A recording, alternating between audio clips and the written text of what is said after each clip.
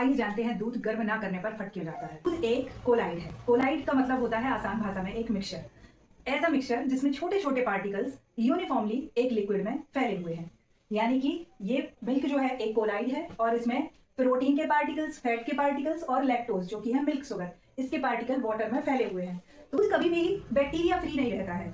जब भी हम गाय से दूध लेते हैं, कहीं से भी हम दूध को परचेज करते हैं या अपने घर लेकर आते हैं, तो बर्तनों पे, हमारे हाथों पे या आसपास के वातावरण से दूध में कहीं ना कहीं से बैक्टीरिया पहुंच जाते हैं। जो मेन कंटेंट है जिससे दूध मिलकर बना हुआ है वह प्रोटीन, एक कैसीन नाम का प्रोटीन है, एक फैट है और लैक्टोज शुगर है जो मिल्क शुगर है।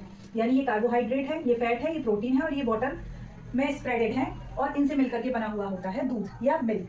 तो जब हमारे हाथों के द्वारा, आसपास के वातावरण के द्वारा दूध में कुछ बैक्टीरिया चले जाते हैं और इस दूध में साथ में आप क्या हो चुके हैं, बैक्टीरिया हो चुके हैं, जीवाणु हो चुके हैं। ठीक है, तो जैसे ही ये दूध को हमने गर्म किया तो ये बैक्टीरिया मर गए, ये बैक्टीरिया खत्म हो गए या थोड़े से कम हो गए, तो दूध फटना बंद हो गया या दूध नहीं फटेगा। अब आप सोचेंगे कि ये बैक्टीरिया आखिर दूध फटाते कैसे हैं। तो जब दूध को रखा हुआ छोड़ देते हैं, गर्म नहीं करते हैं और काफी देर हो जाती है, तो इन बैक्टीरिया को इनके अनुसार, इनके अकॉर्डिंग जैसा ये वातावरण पनपने के लिए चाहते हैं वैसा वातावरण मिल जाता है और ये अपने आप को मल्टीप्लाई करने लग जाते हैं और बहुत सारे बैक्टीरिया बन जाते हैं। फिर ये बैक्टीरिया, ये जो कैसीन नाम का प्रोटीन था दूध में, कैसीन नाम के प्रोटीन को ये जमा लेते हैं और जैसे ही इन्होंने इस कैसीन नाम के प्रोटीन को जमाया तो क्या होता है, वाटर से दूध फटता है तो गाढ़ा सा पदार्थ एक तरफ हो जाता है और पानी पानी सा अलग होने लगता है। तो ये जो कैसीन नाम का प्रोटीन है ये जम गया, ये कंडेंस हो गया और वाटर जो है वो अलग अलग सा हो गया, तो ये दूध फट गया।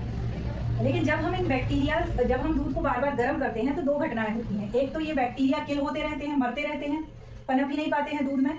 और दूसरी चीज, ये जो कैसीन नाम का प्रोटीन है, गर्म होने से इसके मॉलिक्यूल्स स्टेबल हो जाते हैं, इसके अणु या इसके कण स्थिर हो जाते हैं और बैक्टीरिया के असर को कम कर देते हैं। बैक्टीरिया इनको क्या नहीं कर सकते हैं, फिर जमा नहीं पाते हैं क्योंकि ये एक स्टेबल स्टेट में आ जाते हैं हीट मिलने पर।